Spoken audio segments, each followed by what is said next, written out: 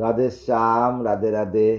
জয় রাধা মদন গোপাল, শ্রী রাধা মদন গোপাল। আজ নিয়ে আসছি ভাগবতের দশম স্কন্ধ, অষ্টাদশ অধ্যায় এবং ঊনবিংশ অধ্যায়। অষ্টাদশ অধ্যায় হইল প্রলম্ব বধ, আর ঊনবিংশ অধ্যায় হইল কুঞ্জবনে শ্রীকৃষ্ণ কর্তৃক দাবানল পান। আনন্দ লীলাময়ং বিগ্রহায় হেমাবদিব্যচ্চ বিভীষণধরায় তস্মৈ মহাপ্রেমস্য চৈতন্য চন্দ্রায় নমো নমঃ। শ্রীকৃষ্ণ চৈতন্য প্রভু নিত্যানন্দ শ্রী অদ্বৈত গদাধর শিবসাদি গৌর ভক্তবৃন্দ। হরে কৃষ্ণ কৃষ্ণ কৃষ্ণ হরে হরে, হরে রাম রাম রাম হরে হরে। জয় রাধা মদন গোপাল, শ্রী রাধা মদন গোপাল। হরিনাম শ্রবণ করো, হরিনাম জপ করো, হরিনাম কীর্তন করো। কলিতে জ্ঞান যুগ নহে, কর্মযুগ নহে। কলিতে ভক্তি ব্যতীত আর কোনো যুগ নেই। রাধে কৃষ্ণ কৃষ্ণ কৃষ্ণ রাধে রাধে, রাধে শ্যাম শ্যাম শ্যাম রাধে রাধে। রাধে কৃষ্ণ কৃষ্ণ কৃষ্ণ রাধে রাধে, রাধে শ্যাম শ্যাম শ্যাম রাধে রাধে। রাধে কৃষ্ণ কৃষ্ণ কৃষ্ণ রাধে রাধে, রাধে শ্যাম শ্যাম শ্যাম রাধে রাধে। রাধে কৃষ্ণ কৃষ্ণ কৃষ্ণ রাধে রাধে, রাধে শ্যাম শ্যাম শ্যাম রাধে রাধে। রাধে কৃষ্ণ কৃষ্ণ কৃষ্ণ রাধে রাধে, রাধে শ্যাম শ্যাম শ্যাম রাধে রাধে। জয় রাধা জয় কৃষ্ণ জয় বৃন্দাবন, শ্রী গোবিন্দ গোপীনাথ মদন মোহন। জয় রাধা জয় কৃষ্ণ জয় বৃন্দাবন, শ্রী গোবিন্দ গোপীনাথ মদন মোহন। জয় রাধা জয় কৃষ্ণ জয় বৃন্দাবন, শ্রী গোবিন্দ গোপীনাথ মদন মোহন। আর শ্যামকুণ্ড রাধা কুণ্ড গিরি গোবর্ধন, কালিন্দী যমুনা জয় জয় মহাবন। কেশী ঘাট বংশী ঘাট দ্বাদশ কানন, যারা সব লীলা কয় শ্রী নন্দনন্দন।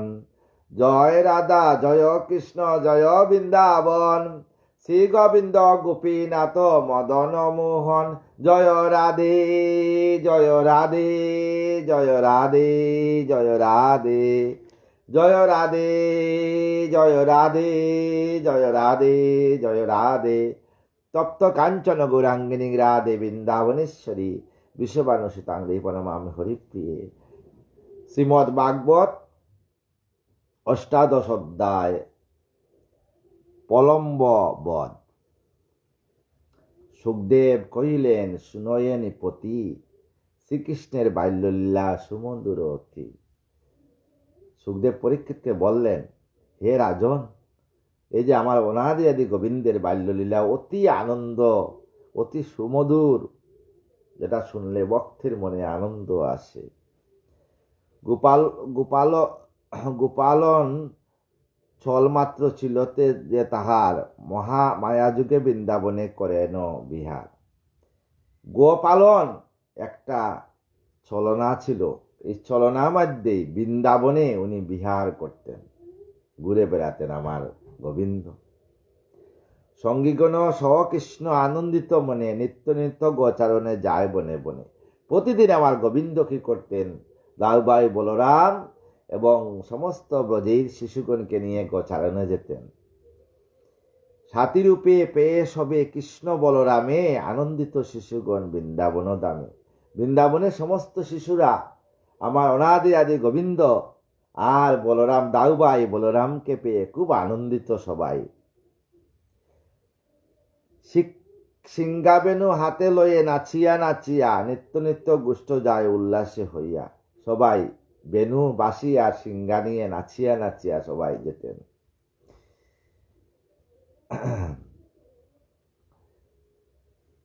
সিংহাবেনু হাতে লয়ে নাচিয়া নাচিয়া, নিত্য নিত্য গুষ্টে যায় উল্লাসিত হইয়া, আনন্দিত হইয়া সবাই গুষ্টে যেতেন।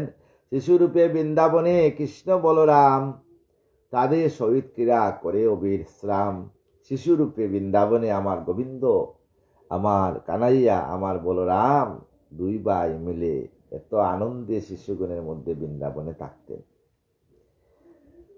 বৃন্দাবনে আছে কত দৃশ্য মনোহর, পর্বত তটিনী কুঞ্জ বন সরোবর। সেখানে পর্বত তটিনী কুঞ্জ, সুন্দর সুন্দর মনোহর বন। বৃন্দাবনে যদি যান ফিরে আসতে ইচ্ছা করে না। একবার যমুনার তীরে যদি বসেন, যমুনার কলকল আওয়াজ শোনা যাবে, রাধা রাধা রাধা নাম নিচ্ছে, মনে ভীষণ আনন্দ লাভ করে। শিশুরূপে বৃন্দাবনে কৃষ্ণ বলরাম, তাদের সহিত ক্রীড়া করে অবিরাম। বৃন্দাবনে আছে কত দৃশ্য মনোহর, পর্বত তটিনী কুঞ্জ বন সরোবর। সেই সব স্থানে গিয়া ব্রজ শিশুগণ মনের আনন্দে ক্রীড়া করে অনুক্ষণ। প্রতিটি স্থানে ব্রজের শিশুরা আমার বলরাম, আমার গোবিন্দ গিয়ে সেখানে গিয়ে আনন্দে খেলা খেলতেন। ক্রীড়া কবু করে ছুটাছুটি, কবু তারা নাচে, কবু বা আরোহণ করে গাছে গাছে। কোনো সময় ছুটাছুটি খেলে, কোনো সময় আবার দুই ভাই বসে থাকে, কোনো সময় আবার কেউ আবার গাভীর দোহন করে, কেউ গাভীর দুগ্ধ পান করে। এইভাবে আনন্দে, বিশাল আনন্দে গাছের থেকে ফল ফেরে খেত।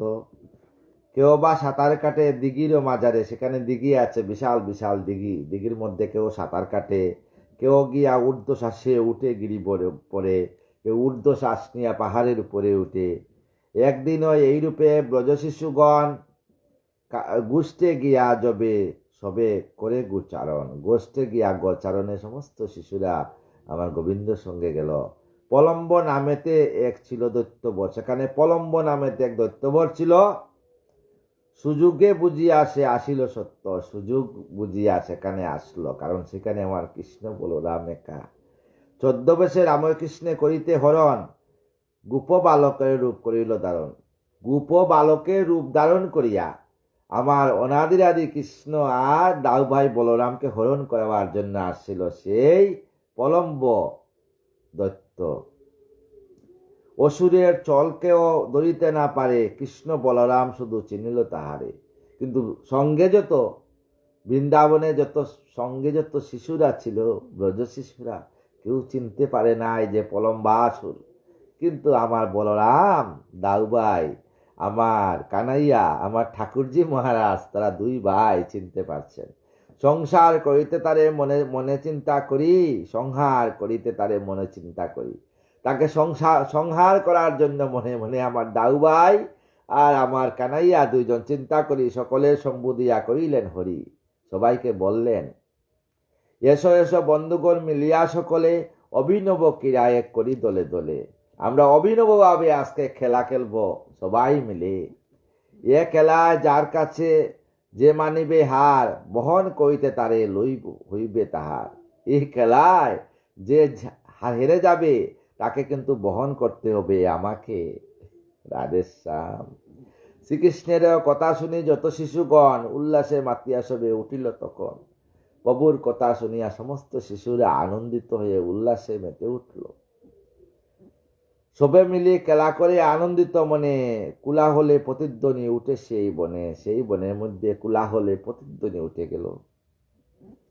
ইচ্ছা করি কৃষ্ণ শেষে পরাজিত হন, শ্রীদামেরও নিজ পৃষ্ঠে করেন বহন। ইচ্ছা করে আমার গোবিন্দ পরাজিত হয়ে শ্রীদামকে পৃষ্ঠে বহন করলেন। বলরাম কাছে হরি পলম্ব অসুর, বহন কইতে তারে চলে কিছু দূর। বলরাম কি করলো? পলম্বাসুরকে বলরাম কাছে বলরামের কাছে পলম্বাসুর গেল। হারিয়া বলরামকে কি করলো? পৃষ্ঠে নিয়ে চলে কিছু দূর। মনে ভাবে কিছু দূরে বলরামনে নিয়া গোপনে তাহারে দৈত্য ফেলিবে মারিয়া।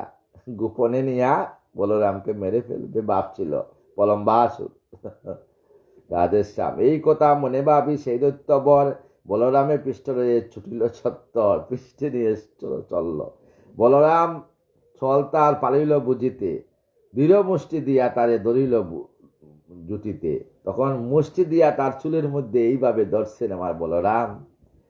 তারপর বলদেব তারে অকস্মাৎ রুষবরে মস্তকতে করে মুষ্টাঘাত, তার মস্তকের মধ্যে মুষ্টাঘাত করতে লাগলেন। সে আঘাতে দৈত্য সহ্য করিতে না পারে, জলকে জলকে রক্ত জোরে শতদ্বারে। জলক জলক করে মাথা থেকে রক্ত ঝরছে। দুর্দান্ত প্রলম্বদত্ত করিয়া গর্জন, বৈরব রবেতে ভূমি পড়িল তখন। বৈরবের মতো পড়িয়া আছে, সংহার বৈরবের মতো। স্মৃতিশক্তি নষ্ট যাহার হইল তাহার, মাটিতে পড়িল যেন বিরাট পাহাড়, বিরাট পাহাড়ের মতো পড়িয়া আছে। এই দৃশ্য দেখি যত ব্রজ শিশু দল, বিস্ময়ের আবির্ভূত হইল সকল। সবাই বিস্ময়ে আবির্ভূত হইল। স্তম্ভিত হইয়া কেউ করে সাধুবাদ, কেউ করো বলরামে করে আশীর্বাদ, কেউ বলরামকে আশীর্বাদ করতে লাগলো।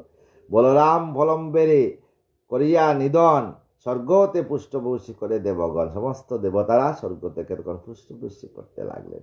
সুবোধ রচিল গীত অমৃত সমান, ভাগবত কথা শুনে যত পুণ্যবান। এই যে ভাগবত কথা যত শুনবেন তত মনে আনন্দ আসবে। ঊনবিংশ অধ্যায়, কুঞ্জবনে শ্রীকৃষ্ণ কর্তৃক দাবানল পান। সুখদেব কয়ে কয়ে শুননি পবর, শুনিয়া শ্রীহরি লীলা জয়া অন্তর। আরেক লীলা আমার গোবিন্দর আছে, সেই লীলা শুনে তোমাদের মনে অন্তর জুড়িয়ে যাবে। একদিন গোপালক লয়ে গাবিগণ রামকৃষ্ণ সনে বনে করিল গমন। একদিন গোপালক সমস্ত আর সমস্ত ব্রজের শিশুকে নিয়ে রামকৃষ্ণ বনে গমন করিলেন। তাহারও পানেতে হৃষ্ট যত গাবি চয়, সখাগণ দেখি সব অতি মুগ্ধ হয়। সখাগণ দেখিয়া সমস্ত আহার করা দেখিয়া সবাই আনন্দিত। শিশুগণ খেলা করে আপনার মনে, চড়িতে চড়িতে গাবি যায় বহু দূর বনে। চড়তে চড়তে গাবি ঘাস খেতে খেতে না অনেক দূরে চলে গেছে। সেটা গিয়া গাবি দল যবে তৃণ খায়, অকস্মাৎ দাবানল জ্বলিল সেটায়। অকস্মাৎ সেখানে দাবানল জ্বলিয়া উঠল বনের মধ্যে। জ্বলন্ত অনল দেখি সবে পায় ভয়, ক্ষুধা তৃষ্ণাতে দিয়ে সবে সকাতর হয়। ক্ষুধা তৃষ্ণা ত্যাগ করে সবাই সকাতর হইয়া বন থেকে বাইরে হওয়ার চেষ্টা করছে সমস্ত গাভীরা। গোষ্ঠে হেতা রামকৃষ্ণ আদি শিশুগণ গাভীগণে দেখিতে না পাইয়া তখন গোষ্ঠে আমার রামকৃষ্ণ মানে আমার গোবিন্দ আর বলরাম দুই ভাই গাভীগণকে না পাইয়া দেখলেন কোথায় গেল। নানা দিকে অন্বেষণ করিত তপর, সন্ধান না পেয়ে হন চিন্তিত অন্তর। সন্ধান না পেয়ে চিন্তার মধ্যে আজ আমাদের গাভীগণ কোথায় চলে গেল, কোথায় গেল গাভী দল। এরূপ করিয়া ব্রজের বালক বেকুল হইয়া, ব্রজের বালকরা বেকুল হয়ে গেছে যে গাভীগণ না পেয়ে যদি ঘরে যায় মা বাবারা কি বলবে। গাভীদের দূর আর দন্তেরও ছেদিত, তৃণলিতা আদি সব গোষ্পদে অঙ্কিত। গাভীরা যে তৃণলতা খাচ্ছিল সেটার চিহ্ন দেখে ভূমিস্থান লক্ষ্য করি সেই যেই পথ দিয়া গাভীরা যাচ্ছিল খেতে খেতে, সেই পথ দিয়া গাভী অন্বেষণ করে গমন করিয়া গাভী অন্বেষণের জন্য আমার কৃষ্ণ বলরাম প্রবেশ করল। বহুক্ষণ পরে সবে করেন দর্শন, মুঞ্জিবটি মধ্যে ছিল যত গাভীগণ। মুঞ্জাবটি সেখানে যত গাভীগণ ছিল, যত গাভীগণ চৌদিকে অনল জলে ভীষণ দর্শন। মুঞ্জাবটি বনে আমার গাভীগণ আছে আর চতুর্দিকে অনল জলে পড়ছে মানে আগুন। তখন সমস্ত গাভীরা তাহার মধ্যে কাঁদে বৎস গাভীগণ। সেখানে আমার গাভী বৎস কেঁদে কেঁদে উঠছে, হাউ হাউ করে কেঁদে, হে কৃষ্ণ রক্ষা করো, ত্রাইমাম ত্রাইমাম ত্রাইমাম। ভগবান ও পরাৎপর দেবনারায়ণ, সঙ্গে সঙ্গে আমার ভগবান দূর হতে গাভীগণ করিয়া দর্শন। আমার কানাইয়া, আমার ঠাকুরজি, আমার লালা, সেই বিষ্ণু অবতার কৃষ্ণ দূর হতে গাভীগণকে দর্শন করলেন। সেই সব গাভীদের নামমুখে ধরি ডাকের বেকুল চিতে উচ্চারণ করি। গাভীদের নাম আছে লক্ষ্মী। এখনো আমরা গ্রামগঞ্জে আমাদের গাভীদের নাম রাখি, কেউ রাখে লক্ষ্মী, কেউ সরস্বতী, কেউ ভাগীরথী, কেউ গঙ্গা, এরকম ডাকে। আমাদের বাড়িতে একটা গাভী ছিল, আজও তার কথা মনে হয়। তার নাম ছিল গঙ্গা।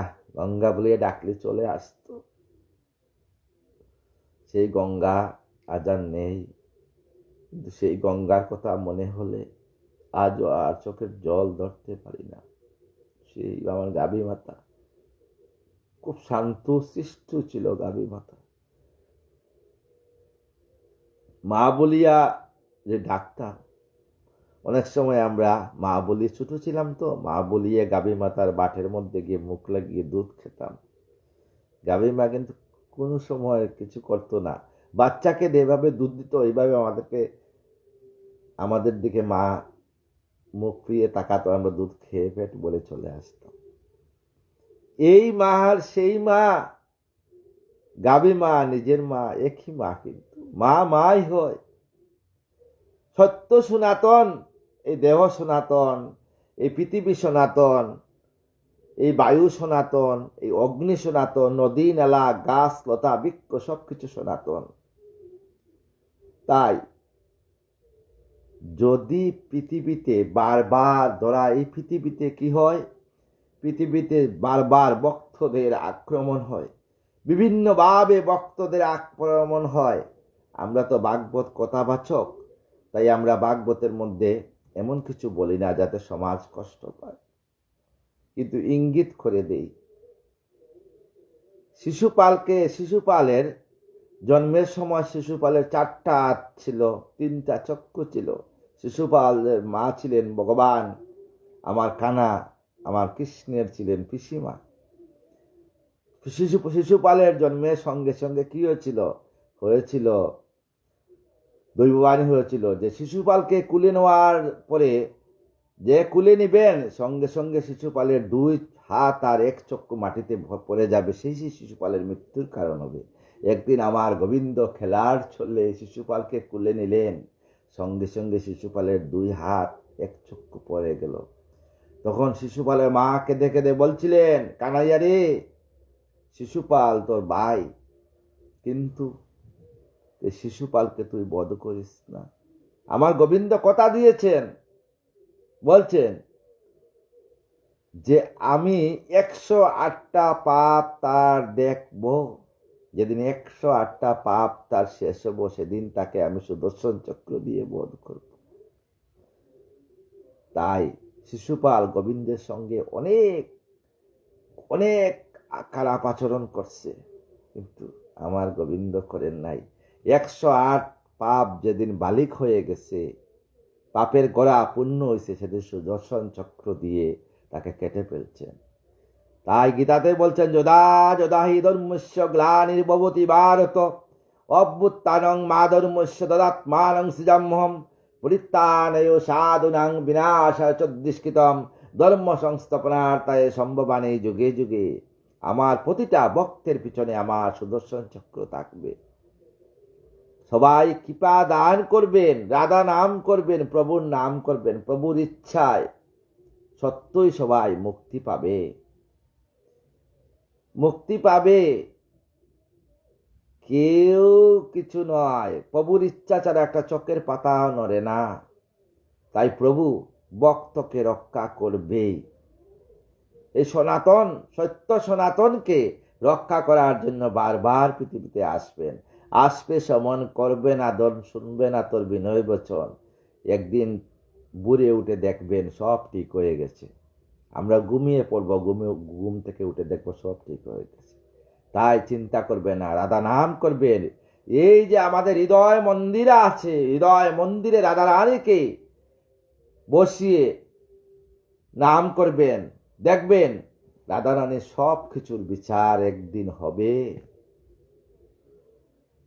বিচার হবে, অন্যায়ের বিচার হবে। পৃথিবীতে অনেক অনেক অন্যায় হচ্ছে, অনেক কিছু অন্যায় হচ্ছে, কিন্তু অন্যায়ের অত্যাচার একদিন হবে, যা বেশি দিন আর নেই, সময় চলে আসছে। তাই কৃপা রাখেন, সাধুগুরু বৈষ্ণবদের ভাগবত কথা শুনবেন, কৃপা করবেন। আমরা তো এই যে ভাগবত কথা বলি, আমরা সমাজের মাধ্যমে বলি, সমাজ, এই সমাজ তোমরা শিখো, সবসময় সত্য, সদা সত্য কথা বলো, সৎপথে চলো। সৎপথে চলে যদি তোমার মৃত্যু হয়, সেদিন তোমাকে রাধারানী আসে তোমাকে সঙ্গে নিয়ে তোমাকে নিয়ে যাবেন। তাই চিন্তা করবেন না, সবাই রাধারানীর ইচ্ছার উপরে সবকিছু হয়। ডাকের বেকুল চিত্তে উচ্চারণ করি, তাই আমার গোবিন্দ সমস্ত গাভীগণকে বেকুল চিত্তে উচ্চারণ করে আপন আপন নাম করিয়া শ্রবণ। গাভীরা প্রতিধ্বনি করিল তখন, হাম্বা হাম্বা হাম্বা প্রতিধ্বনি করল গাভীরা। এইদিকে বিকলতা নাসি দাবানল, পবনেরও সহযোগে হইল প্রবল। চতুর্দিকে বিকলতা, কিভাবে আমার গাভীরা আসবে। অতি ভয়ানক শিকা দেখিতে দেখিতে, স্থাবর জঙ্গম গ্রাস করিতে করিতে, স্থাবর জঙ্গম সমস্ত গ্রাস করিতে করিতে স্বেচ্ছাক্রমে চারিদিকে হইতে তখন প্রদীপ্ত হইয়া করে ভীষণ গর্জন, প্রতিদিকে গর্জন করছে।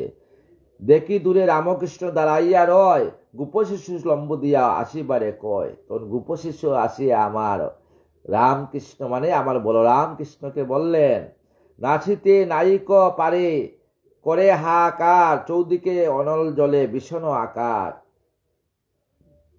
গোপশিশু রাজা বলছে, নাচ করতে পারো না তো প্রভু? তোমার যে লীলা চমৎকার, তুমি নাচ করতে পারছো না, আবার হাহাকার করছো। গাভী নাদে বৎস কাঁদে, কাঁদে শোকাগণ, বুঝি প্রাণ না বুঝিল হইল দাহন। বুঝি প্রাণ, কে কারে জ্বালাইব, কে কারে দাহন করব, প্রভুর ইচ্ছা ছাড়া কিছু হয় না।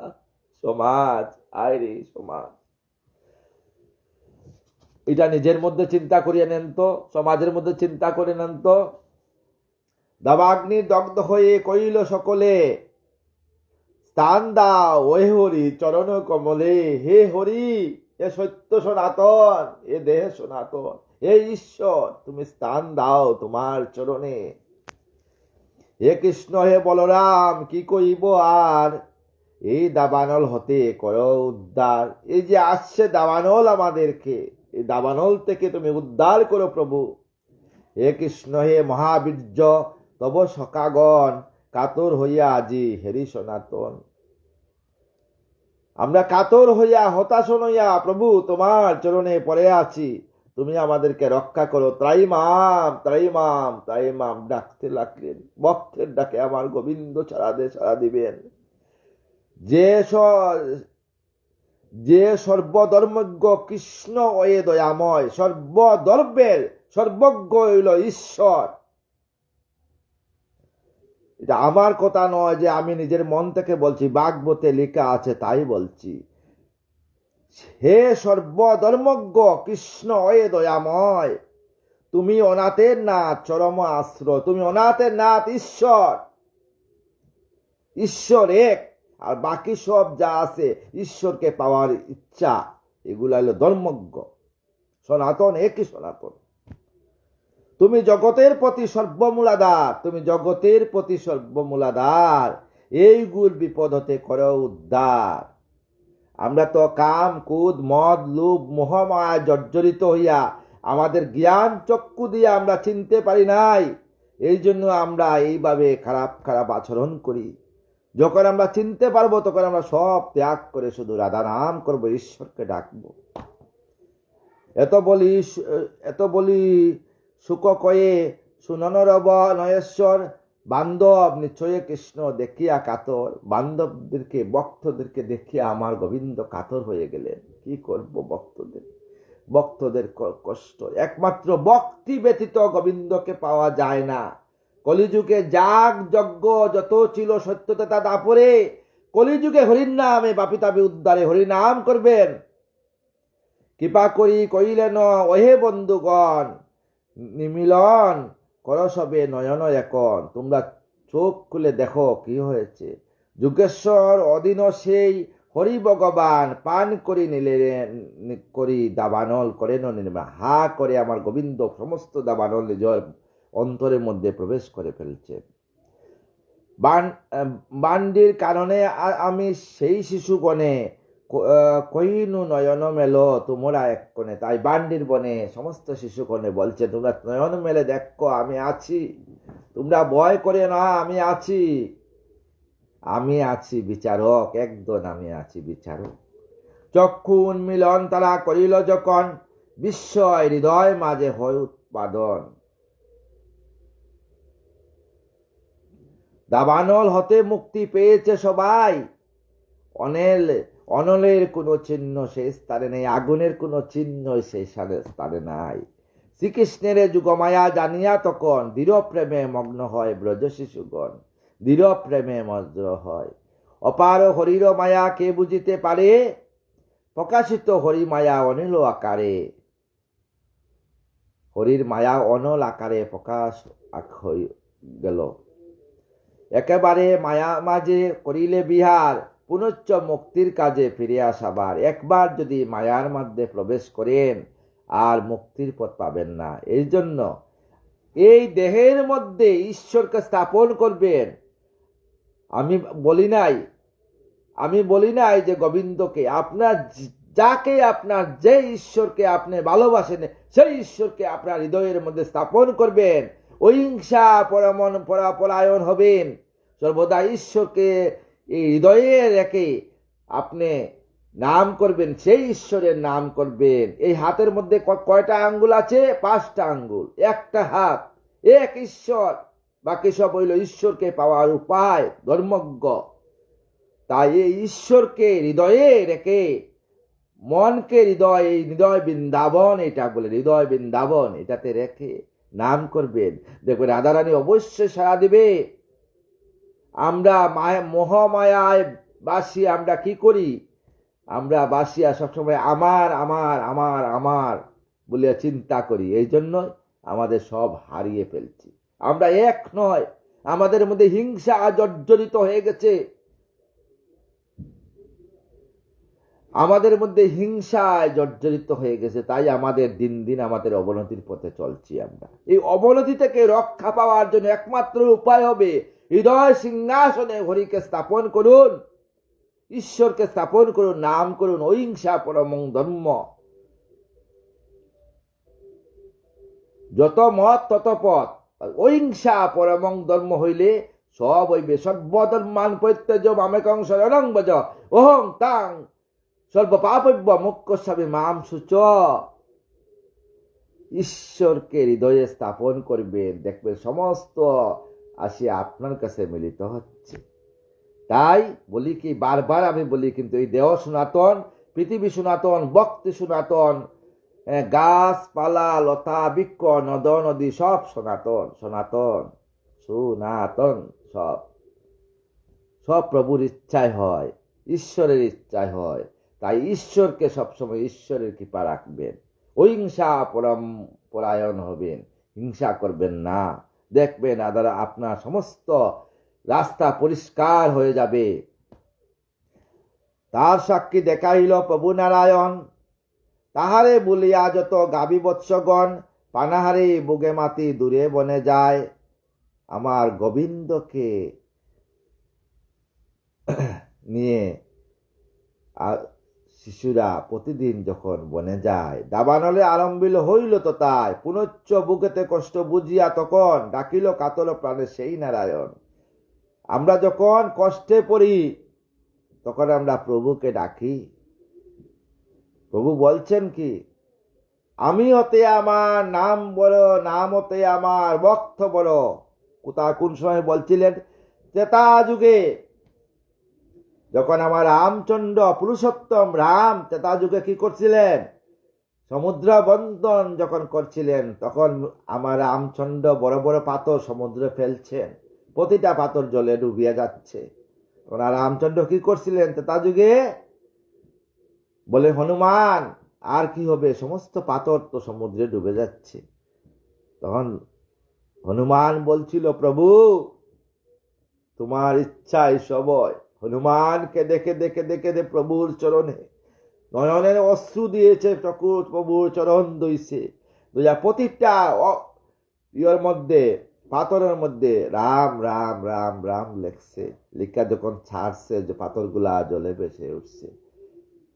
হরি নাম বিনে কি আর আছে সংসারে, বলো মাদাই বাই মধুর সুরে।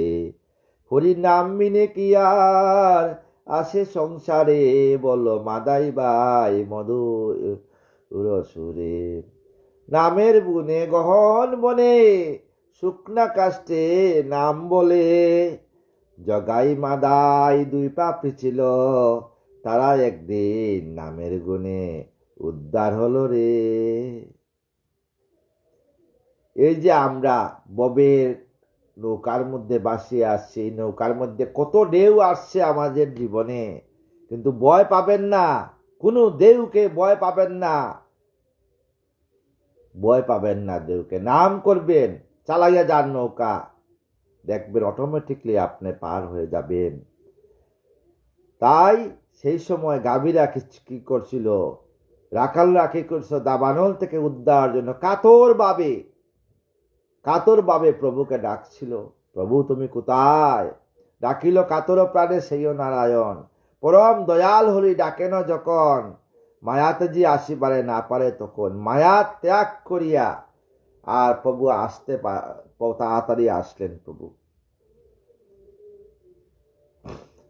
ক্রমেতে করিয়া কৃপা হরি দয়াময়, মায়ানাশ করি সবে রাখেন নিশ্চয়, মায়া নাশ করিয়া দিয়া নিশ্চয় রাখছেন। কুঞ্জলীলা করিলেন দেব ভগবান, সুবুদর ছিল তাই দিয়া মন প্রাণ। তাই সমস্ত কিছু মন প্রাণ দিয়ে রাধানারীর চরণে, হৃদয় সিংহাসনে প্রভুকে বসিয়ে রাখবেন, কৃপা করবেন। আর সবসময় চেষ্টা করবেন যাতে সমাজকে সুন্দরভাবে পরিচালিত করা যায়। অহিংসা পরায়ণ হবেন। তিলক নিলে বৈষ্ণব হয় না গো মা।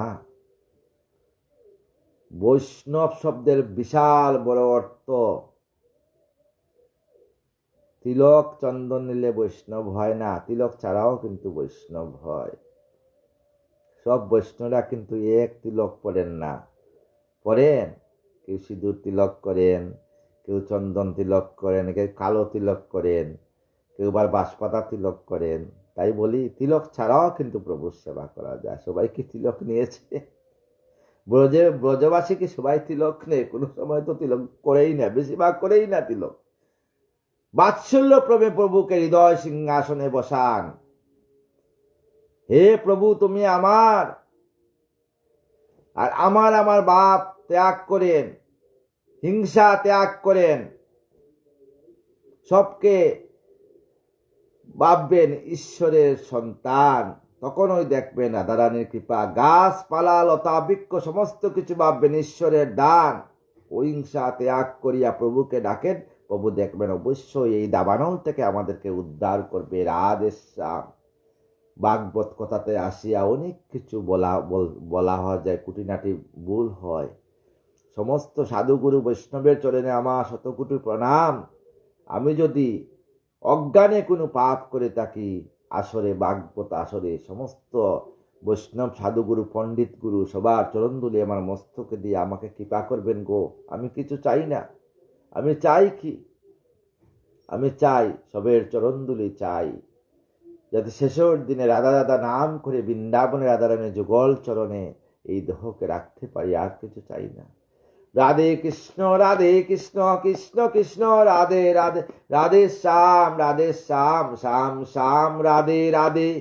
রাধে কৃষ্ণ কৃষ্ণ কৃষ্ণ রাধে রাধে, রাধে শ্যাম শ্যাম শ্যাম রাধে রাধে। রাধে কৃষ্ণ কৃষ্ণ কৃষ্ণ রাধে রাধে, রাধে শ্যাম শ্যাম শ্যাম রাধে রাধে। জয় রাধা জয় কৃষ্ণ জয় বৃন্দাবন, শ্রী গোবিন্দ গোপীনাথ মদন মোহন। জয় রাধে জয় রাধে জয় রাধে জয় রাধে, জয় রাধে জয় রাধে জয় রাধে জয় রাধে শ্যাম।